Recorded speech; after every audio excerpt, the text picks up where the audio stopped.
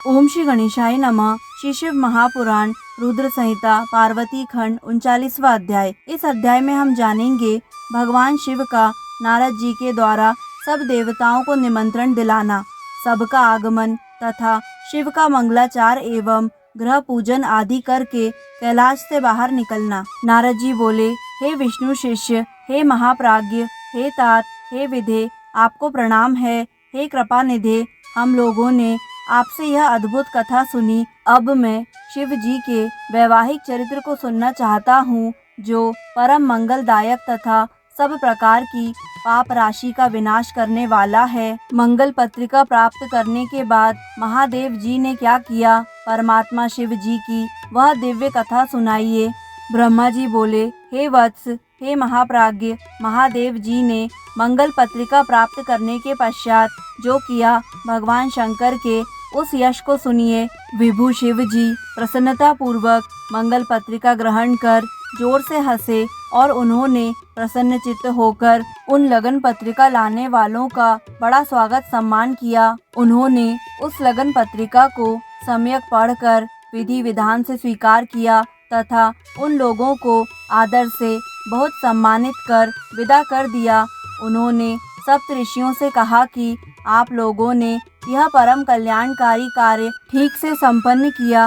अब मैंने विवाह स्वीकार कर लिया है, अतः मेरे विवाह में आप लोग अवश्य आइएगा। शिव जी के इस प्रकार के वचन को सुनकर वे परम प्रसन्न हो गए और उनको प्रणाम कर तथा उनकी प्रदक्षिणा करके अपने परम भाग्य की सराहना करते हुए अपने घर चले गए। हे मुने, तब महान लीला करने वाले देवताओं के सहित देवेश्वर प्रभु शिव जी ने लौकिकाचार का आश्रयण करते हुए शीघ्र आपका स्मरण किया। उस समय आप अपने सौभाग्य की प्रशंसा करते हुए बड़ी प्रसन्नता के साथ वहां आए और हाथ जोड़कर सिर झुकाकर विनम्रता से उन्हें प्रणाम करते हुए बारंबार जय शब्द का उच्चारण करके आपने उनकी स्तुति की। हे मुने, उसके बाद अपने भाग्य की प्रशंसा करते हुए शिव जी से आज्ञा प्रदान करने के लिए आपने निवेदन किया।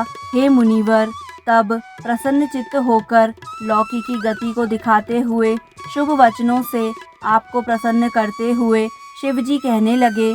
शिव जी बोले, हे मुनि श्रेष्ठ, मैं जो कहता हूँ उसे प्रेम पूर्वक सुनिए।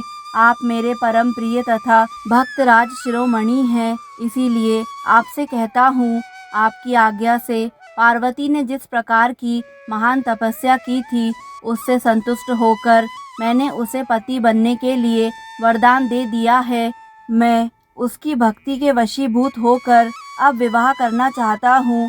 सप्तऋषियों ने सारा कार्य संपन्न कर दिया है और विवाह का लग्न भी निश्चित कर दिया है। हे नारद, वह विवाह आज के 7वें दिन होगा।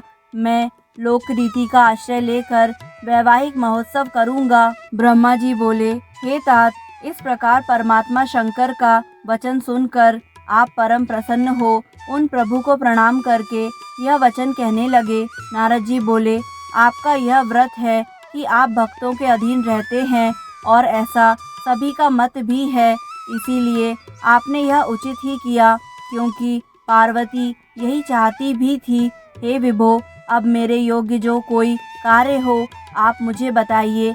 आपको प्रणाम है, आप मुझे अपना सेवक मानकर कृपा कीजिए। ब्रह्मा जी बोले, हे मुनीश्वर, जब आपने शिव जी से इस प्रकार कहा, तब भक्त वत्सल शिव जी प्रसन्न चित्त होकर आदर पूर्वक आपसे कहने लगे। शिव जी बोले, हे मुने, आप मेरी ओर से विष्णु आदि देवों, मुनियों, सिद्धों तथा अन्य लोगों को भी चारों ओर निमंत्रण दीजिए।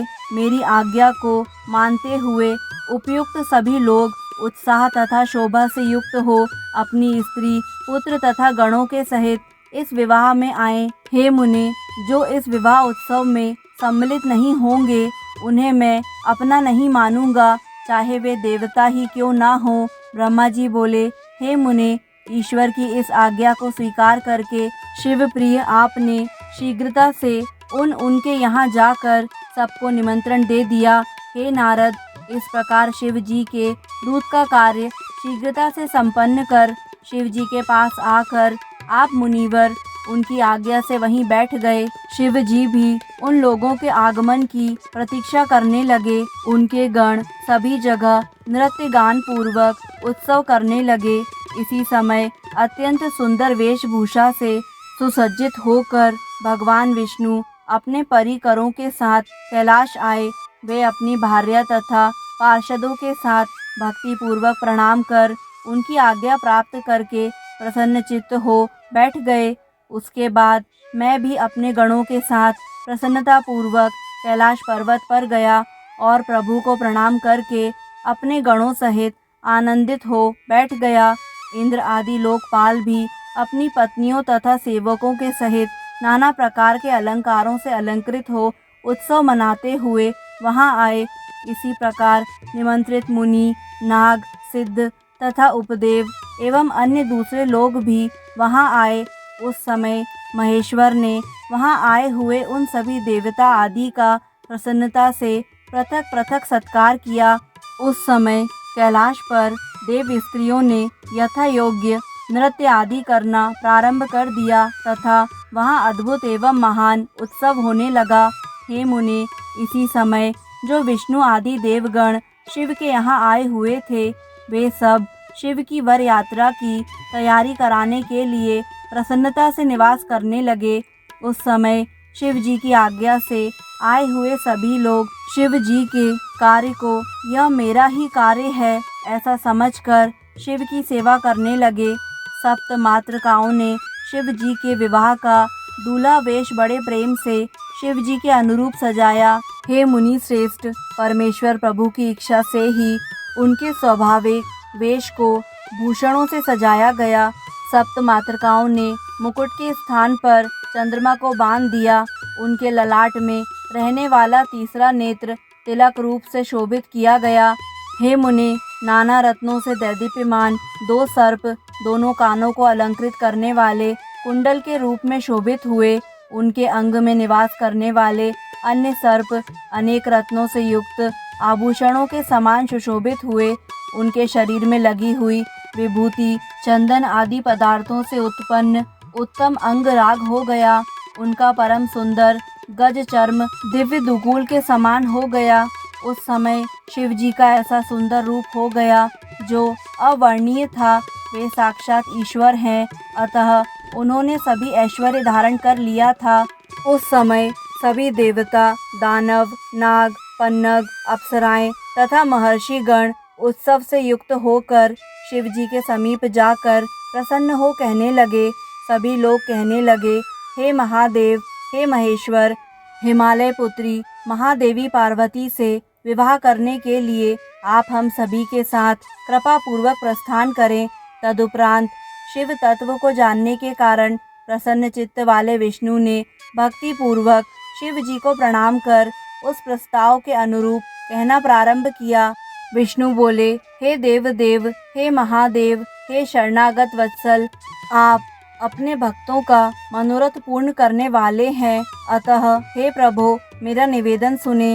हे शंभो, हे शंकर, आप गृह सूत्र की विधि से गिरीश सुता देवी पार्वती के साथ अपने विवाह का कर्म कीजिए।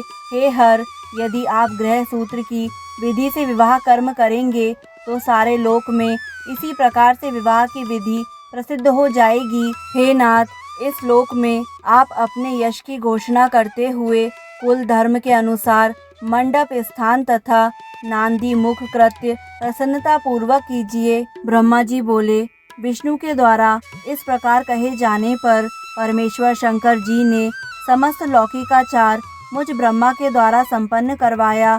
हे नारद, उन्होंने सारे अभ्युदय का कार्यभार मेरे ऊपर सौंप दिया और मैंने भी मुनियों के साथ प्रेम पूर्वक सभी कृत्यों को पूरा किया। हे महामुनि, कश्यप, अत्रि, वशिष्ठ, गौतम, भागुरी, गुरु, कण्व, बृहस्पति, शक्ति, जमदग्नि, पराशर, मार्कंडेय, शिलापाक, अरुणपाल, अकच्छ्रम, अगस्त्य, च्यवन, गर्ग, शिलाद, दधीचि, उपमन्यु, भरद्वाज, अकृतव्रण, पिप्लाद, कुशिक, कौत्स, शिष्यों के सहित व्यास ये तथा अन्य बहुत से ऋषिगण शिव जी के समीप आए और मेरी प्रेरणा से उन्होंने विधिवत क्रिया संपन्न की। वेद वेदांग के पारगामी उन ऋषियों ने शिव जी का समस्त कौतुक मंगल कर वेद रीति के अनुसार उनकी रक्षा का विधान किया। उन संपूर्ण ऋषियों ने ऋक, यजुः, साम एवं अन्य नाना प्रकार के रक्षोघ्न सूक्तों से अनेक प्रकार से मंगल पाठ किए। उन्होंने विघ्न शांति के लिए मुझसे तथा श्री शिव जी से मंडपस्थ देवताओं तथा समस्त ग्रहों का पूजन करवाया। इस प्रकार शिव जी ने प्रसन्न होकर समस्त लौकिक कुलाचार तथा वैदिक विधि का संपादन कर प्रसन्नता पूर्वक ब्राह्मणों को प्रणाम किया। उसके बाद देवताओं और ब्राह्मणों को आगे कर सर्वेश्वर शिव जी अपने पर्वतोत्तम कैलाश से प्रसन्नता पूर्वक चले। लीला करने में प्रवीण वे शिव जी उन देवताओं तथा ब्राह्मणों के साथ कैलाश के बहिर्भाग में आकर प्रेम से स्थित हो गए। देवताओं ने उस समय महेश की प्रसन्नता के लिए अनेक प्रकार के गाने बजाने तथा नृत्य संबंधी अनेक प्रकार के उत्सव किए। इस प्रकार श्री शिव महापुराण के अंतर्गत द्वितीय रुद्र संहिता के तृतीय पार्वती खंड में देव निमंत्रण, देवागमन, शिव यात्रा वर्णन नामक 39वां अध्याय पूर्ण हुआ। दोस्तों, आगे आने वाले सभी अध्यायों को निरंतर सुनने के लिए हमारे YouTube चैनल आध्यात्मिक कथाएं को लाइक करें, सब्सक्राइब करें और बेल आइकन पर प्रेस करें। धन्यवाद।